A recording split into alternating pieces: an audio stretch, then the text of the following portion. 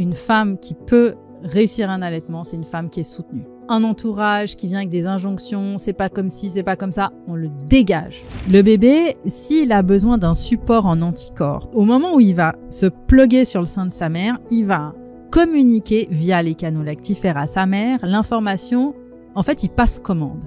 Et sa mère va produire les anticorps pour les lui donner à travers son lait. Je ne sais pas si tu imagines la prouesse technologique. Au niveau de la naissance, le mouvement égalitaire a fait que causer des problèmes parce que c'est passé à côté de ce qu'on est censé vivre en termes de physiologie pour le vivre bien, justement. Quand le partenaire s'occupe du bébé, il permet à la mère de s'occuper d'elle. C'est pas pour qu'elle aille faire le ménage, en fait. Donc, pour moi, il s'occupe d'elle. Bienvenue dans ce nouvel épisode. Chose promise, chose due. Charlotte avait une liste l'autre jour dans un podcast que nous n'avons pas terminé. On a parlé d'allaitement et surtout, tu m'as dit, maintenant il y en a marre.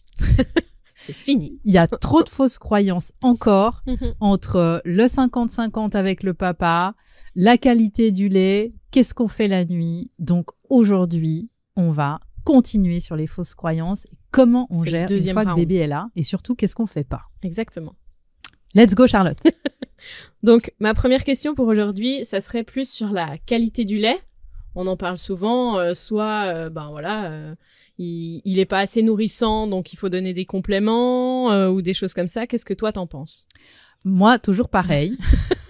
Dans la joie, dans l'amour et l'ouverture. Quand on vous dit ça, vous dites merci beaucoup, au revoir. Voilà, ça c'est la version pour ce podcast. C'est la version Emma Cruzy. Voilà, mais version Emma Cruzy, sympa pour le podcast. Oui, sinon, si vous voulez la vraie version, il faut venir dans le mastermind. Parce que c'est pas censuré. Il y a plus de filtre. En fait, il y a une femme l'autre jour qui raconte qu'elle venait d'accoucher. Okay. Et la sage-femme rentre dans la pièce et lui dit « Ah non, mais madame, faut arrêter d'allaiter, là, c'est plus possible. Vous m'avez dit l'autre jour que vous mangiez pas bio. » Et la femme dit « Mais comment ça Ah mais non, mais vous pouvez pas allaiter, votre lait n'est pas bio.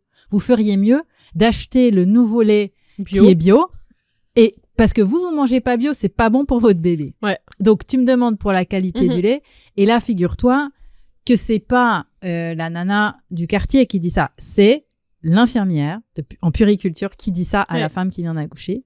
Du coup, la femme, elle a laissé tomber son allaitement parce qu'elle n'était pas sûre que la qualité de son lait était assez bonne pour son bébé.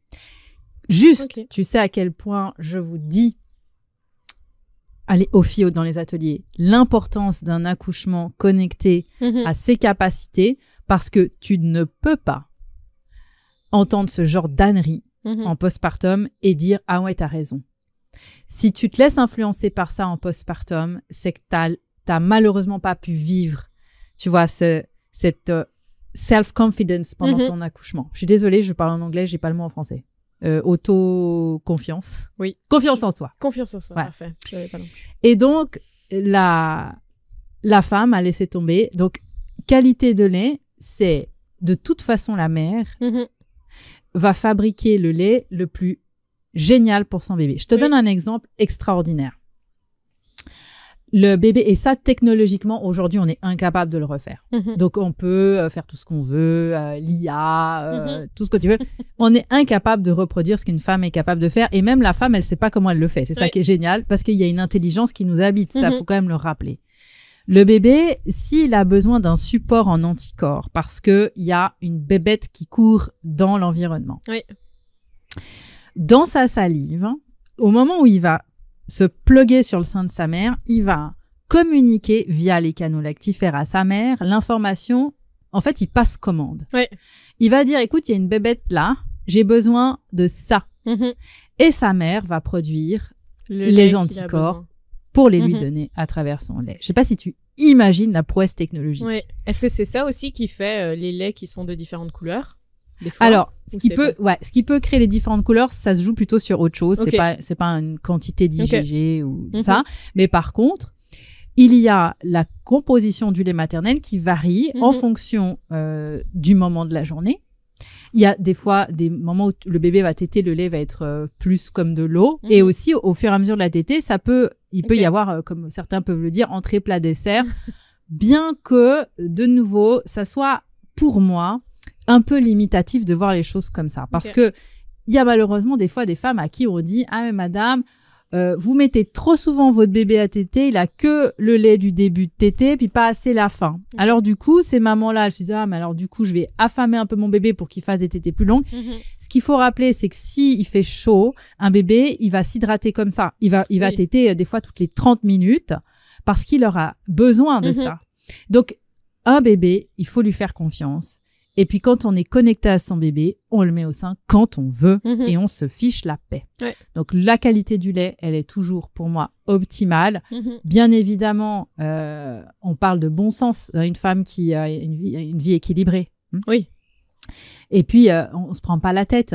C'est de toute façon 1000 fois mieux que d'acheter n'importe quel lait bio qui n'est pas adapté pour un nourrisson, qui n'a pas du tout tous les nutriments, etc. Oui, on va même pas rentrer dans je pense que les c'est le détails bon sens. des ingrédients dans ces laits-là. Mais est-ce que, par exemple, ce que la mère mange, on l'a dit dans l'épisode précédent sur l'allaitement, que pendant l'allaitement, il faut pas, c'est pas à ce moment-là qu'on fait des régimes. Est-ce que ça, par exemple, ça peut influer sur la qualité? Oui, ça, donc, bien sûr. il faut manger nourrissant. En fait, il y a, pour moi, quelque chose qui est vraiment à faire en postpartum, c'est déjà de ramener la chaleur en termes d'énergie. Moi, je fonctionne beaucoup avec la médecine chinoise. Pour ça, c'est vraiment extraordinaire. La femme a besoin déjà de relancer le rein. Et quand elle a accouché, malheureusement, si elle va manger des choses qui vont plutôt lui apporter du froid, comme des crudités, ça va pas être génial pour ramener cette chaleur au niveau des reins. Je parle pas de la chaleur avec la bouillotte, je parle vraiment en termes d'énergie. Et donc, il y a aujourd'hui tout un tas d'épices qu'on utilise, par exemple, en cuisine ayurvédique aussi. C'est plutôt du côté de l'Inde, qui sont vraiment excellentes quand on est dans un état de récupération après l'accouchement. Et donc, tu as par exemple la cardamone, le curcuma, les clous de girofle qui sont excellents pour faire les plats. Et on va éviter, par exemple, il y a des femmes, moi c'était un peu le cas aussi, quand je mangeais des crudités, donc après, l'allaitement étant mis en route, ça convenait moyen à mon bébé. Voilà. Donc ça peut influencer et ça dépend des femmes, il faut observer ce qu'on mange. Certaines, ça peut être des oignons, bon, voilà. Mais en règle générale, quand on observe son bébé, on voit bien ce qui fonctionne et ce qui fonctionne pas. Ok. D'après toi, pourquoi on met autant de pression aux femmes pour que, justement, on dit soit votre lait est pas assez nourrissant, soit votre bébé perd trop de poids, soit il faut complémenter avec un biberon de lait, pas maternel. Ouais. D'après toi, pourquoi on met autant de pression là autour? De nouveau, on est toujours dans la même dynamique que la femme. Elle n'est pas assez bien, que le bébé, je sais pas si tu as remarqué, mais quand le bébé est encore dans le ventre de sa mère, on va dire à la femme, oh là là, risque de gros bébé, on vous déclenche. Une fois qu'il est né, il est pas assez gros, faut le gaver comme une noix. Enfin, à un moment donné, ça devient insupportable. Ouais. Donc, si on fait 3 pas en arrière puis qu'on regarde un peu le truc, on se dit, on se calme, on se réapproprie ça. Mais il faut voir aussi que les courbes de poids qui sont utilisées chez les pédiatres, dans la majorité des cas, sont des courbes qui sont faites à partir de bébés qui sont nourris au lait industriel. Donc, si on va chez son pédiatre, on demande les courbes des bébés nourris au sein, avec le lait de la mère. Pas les courbes des bébés Nestlé. Parce que c'est pas les mêmes. Et donc, on voit que des bébés qui sont allaités exclusivement vont avoir une courbe. C'est des vrais bouddhas au départ.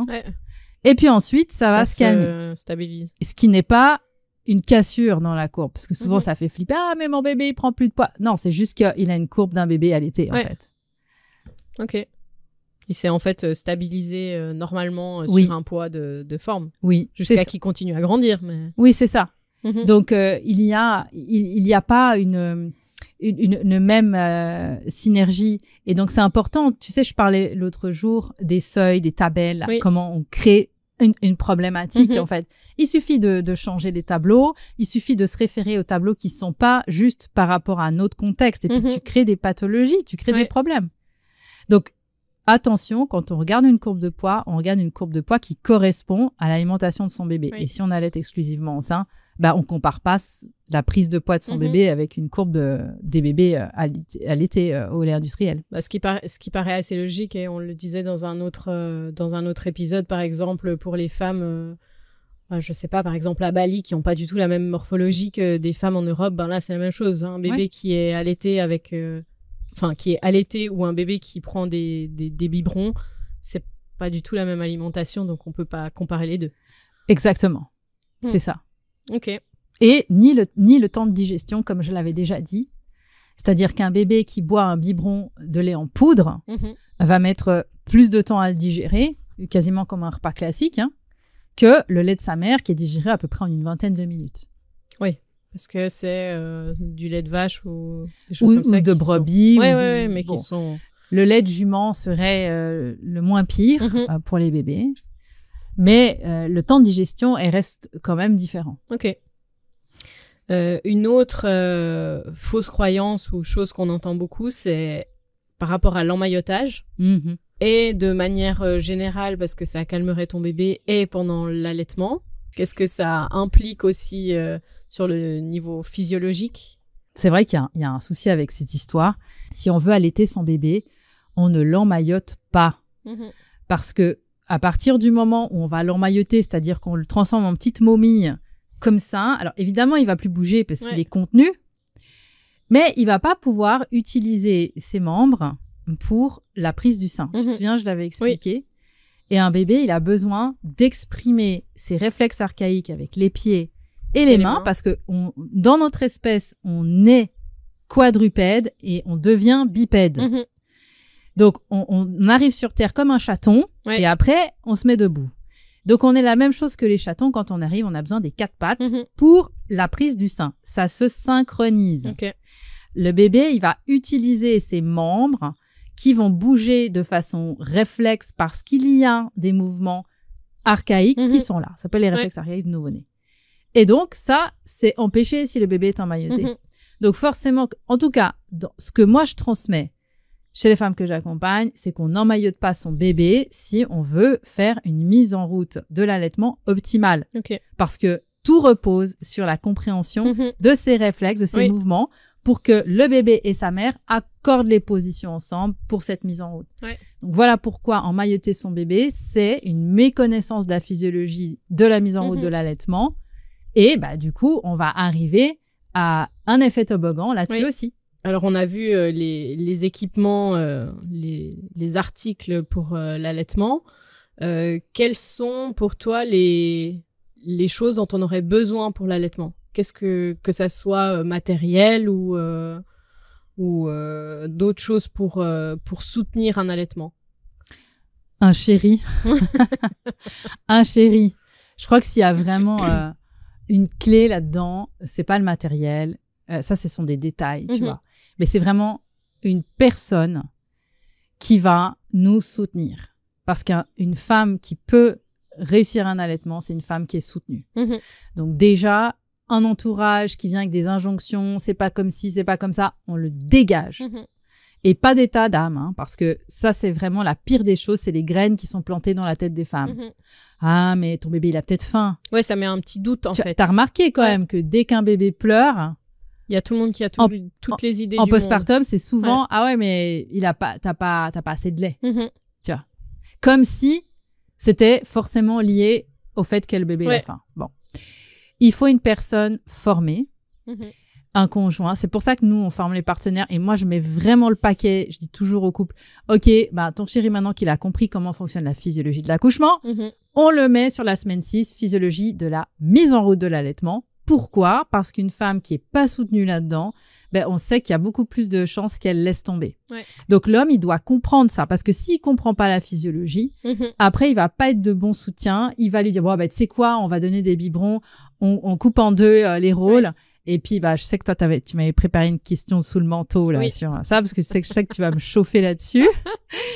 Mais du coup, l'avantage d'avoir un chéri, un conjoint, une personne qui nous soutient là-dedans, qui est formée, c'est que on va pouvoir compter sur elle. on va pas recevoir des injonctions qui nous perturbent. Donc ça, pour moi, c'est vraiment l'essentiel. Clé. Ouais, c'est la clé. Et si tu devais avoir une seule pièce de matériel ou un accessoire pour l'allaitement, ça serait quoi? Ça dépend à quel moment. Je dirais que si c'est vraiment le tout début d'un allaitement, les coupelles en argent, comme je l'avais dit, ça peut te sauver un bout de sein si tu commences à avoir des douleurs, parce que ça va aider à cicatriser ton sein avec un petit peu de lait. Donc ça, c'est, si on veut parler de matériel à proprement parler, ça serait vraiment pour moi une recommandation en tout début d'allaitement. Après, une fois qu'on est lancé, franchement, il y a besoin de rien, mais vraiment de rien. Quand tu as compris comment ça fonctionne et que la physiologie est là, t'as pas besoin de coussin d'allaitement, t'as pas besoin de tous ces trucs, t'as pas besoin de bout de sein, t'as pas besoin de tirer, t'as pas besoin de crème. En fait, t'as juste besoin de comprendre quelle est la mécanique des corps et ça fonctionne. Alors moi, j'avais une idée en tête parce que tu nous le dis souvent pendant les cours que tu nous parles de ton fauteuil d'allaitement. Ah oui. Parce que dis-nous-en un peu plus sur ce fauteuil d'allaitement. Ah mais en fait, c'est vrai que je vous fais une tête au carré avec ça. Et c'est presque le seul, justement, matériel que tu nous recommandes pour l'allaitement. Oui, c'est vrai. Parce que quand moi-même, donc moi, comme tu le sais, pour la première, donc j'ai eu les bouts de sein en plastique parce que je me sentais pas capable. Accouchement catastrophique, donc un peu logique. Mon premier, c'est grand classique. La deuxième, ça a été un accouchement génial, mais un allaitement très difficile. Des tensions dans le dos. Évidemment, j'avais appliqué tout ce qu'on m'avait appris, parce que je m'étais hyper bien formée en allaitement, mais vision classique, tu vois. Ma donne inversée, les trucs de la lechelling, les vidéos et tout sur la prise du sein. Mon Dieu, ce que c'était mentalisé. Bref, j'avais vraiment l'impression d'être nulle.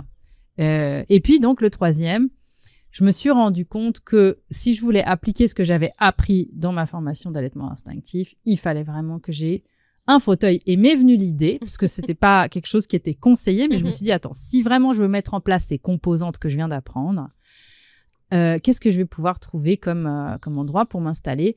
Et donc, j'ai fait un test. Et c'est à partir du moment où j'ai testé ce fauteuil-là que je vous conseille évidemment dans le mastermind. Et là, j'ai dit, non, mais c'est une révélation. Pourquoi personne n'en parle? Parce que moi, je dormais dans ce modèle-là.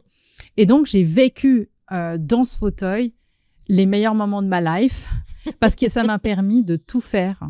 Et surtout parce que, donc je reviens à l'importance du conjoint, parce que Pascal était formé, parce que je lui avais expliqué comment ça fonctionnait, lui, il pouvait en fait s'occuper de toute la périphérie autour de cet endroit qui était mon headquarter avec le bébé.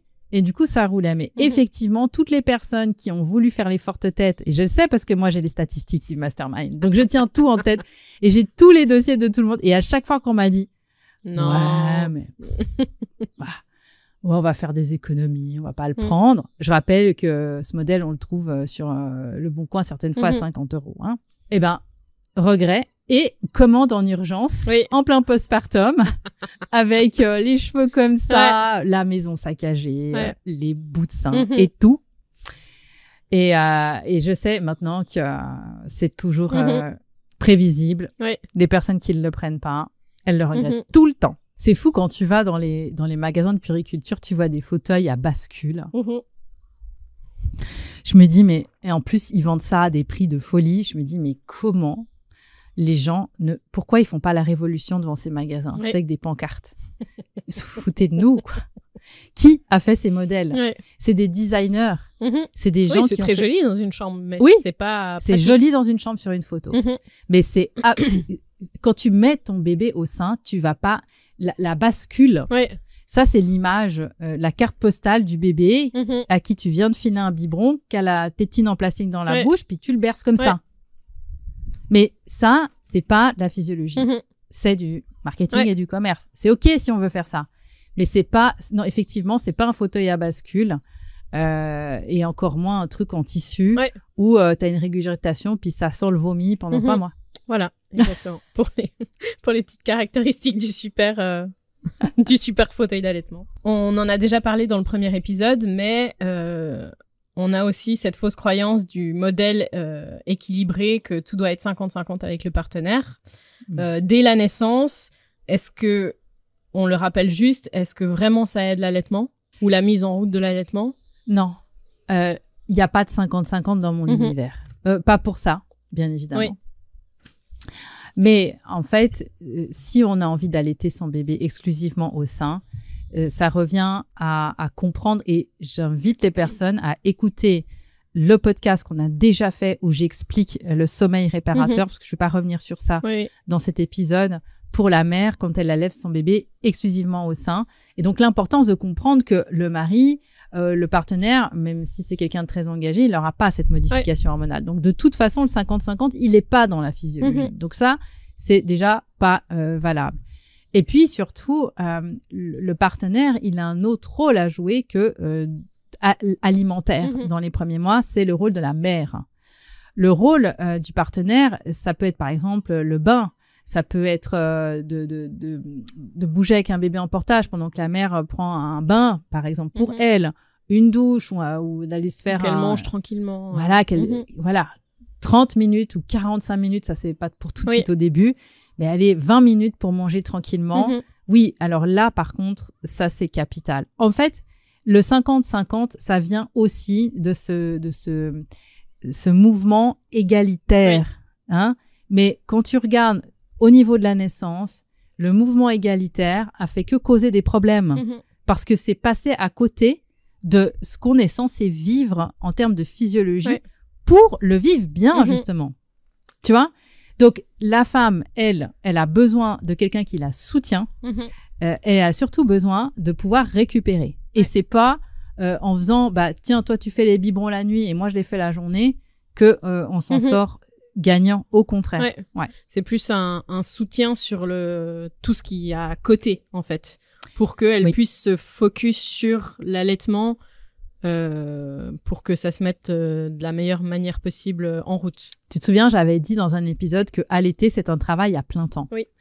Donc, si tu construis, comme on dit, le village, hein, l'écosystème autour du nourrisson, en termes physiologiques, la maman s'occupe du bébé, le partenaire, le père, s'occupe de la maman et l'entourage s'occupe du père. C'est comme ça qu'on construit un postpartum qui fonctionne. Donc, la mère, son job, c'est de s'occuper de son bébé. Et le père, quand on dit qu'il s'occupe de la maman, ça veut dire qu'il va la soutenir, il va déjà pas perturber le processus avec des injonctions. C'est un peu comme l'accouchement, hein. C'est l'allaitement, c'est un processus involontaire aussi qu'il faut pas perturber. Et c'est très subtil, l'allaitement, hein. Il y a vraiment tu vois que la semaine 6, elle est pas là pour rien dans le mastermind. Il faut apprendre. Il y a beaucoup de choses à comprendre pour reconnecter avec cet instinct parce qu'on n'a pas pu voir des exemples sous les yeux. Et puis alors là, je crois qu'au niveau des injonctions, en fait, je pense, moi, je me suis posé la question, qu'est-ce qui fait qu'il y a autant de parasitage autour de l'allaitement? C'est qu'en fait, ça paraît évident, mais comme l'accouchement est plus court en termes de temps, on a moins le temps d'avoir des injonctions pendant son accouchement. Alors que l'allaitement, ça dure des semaines et des semaines. Et pendant des semaines et des semaines, t'as des gens qui te rabâchent des choses inutiles, fausses, et qui te met le doute. Donc, le partenaire, lui, déjà, le fait qu'il soit formé va éviter qu'il parasite ça. Et surtout, il va s'occuper de la mère en disant, écoute, maintenant, va prendre soin de toi. Je garde le bébé. C'est-à-dire que quand le partenaire s'occupe du bébé, il permet à la mère de s'occuper d'elle. Donc, pour moi, il s'occupe d'elle à ce moment-là. Tu vois, c'est capital à comprendre. C'est pas pour qu'elle aille faire le ménage, en fait. Hein? C'est pas à elle de faire le ménage. C'est pas à la femme de faire à manger. C'est pas à la femme d'aller faire les courses et d'aller encore repasser les culottes de son chéri. Donc, il se débrouille. Pendant un temps, on n'a que un bébé à la fois. C'est ça. Et on en profite pour en faire une clause durable, d'ailleurs, tant qu'à faire. À partir de maintenant, c'est acté. Tu te débrouilles avec tes culottes, mon chéri. Je pense que le jour où on arrive à ça dans les foyers, c'est-à-dire que chacun prend ses responsabilités, c'est bon. Tu vois, c'est vraiment oui, puis je pense que ça aussi pour les hommes, ça enlève aussi ce poids du 50-50, alors que souvent ils ont aucune idée enfin voilà, ils peuvent pas allaiter à la place de la mère, donc ce 50-50 qui doit absolument être au même niveau pour les deux, on voit bien que c'est pas possible et puis c'est pas du tout dans la physiologie. Oui, parce que en fait, on part toujours de l'hypothèse qu'il y a que en nourrissant qu'on peut créer un lien, tu vois. C'est ça. Oui, mais au moins comme ça, je crée un lien. Va le mettre dans le bain, prends le bain avec, amuse-toi, fais-lui des câlins, joue, mets-le sur le ventre. Il y a 1001 choses à faire. Hein. Oui, puis comme on l'a déjà vu dans d'autres épisodes, le lien, il vient aussi avant. Il vient avant et surtout, encore une fois, j'insiste sur le fait que quand le couple vit l'accouchement dans sa puissance commune, le père est émerveillé par sa femme qui allaite le bébé. Il ne voit pas du tout ça comme un problème. Donc, si ça pose un problème, c'est que le problème, il est ailleurs. Voilà. Bon, bah, écoute, une fois de plus, tu m'as chauffé. Hein. C'était la dernière question. Ah, ça va. Bon, je pense aussi que j'ai dû en chauffer plus d'une. Dites-nous en commentaire ce que ça éveille en vous, toutes ces choses par rapport au postpartum, par rapport à l'allaitement. C'est vrai qu'il y a vraiment du pain sur la planche. En tout cas, merci pour tes questions. Avec plaisir. Et puis, comme d'habitude, on partage à une copine pour que ce soit utile aussi. On continue de semer des graines. Et puis, on se retrouve dans le prochain épisode. Si vous n'avez pas vu les autres, parce qu'on a parlé beaucoup du premier épisode sur le sujet, allez le voir parce que j'ai parlé beaucoup de la façon dont la femme va récupérer.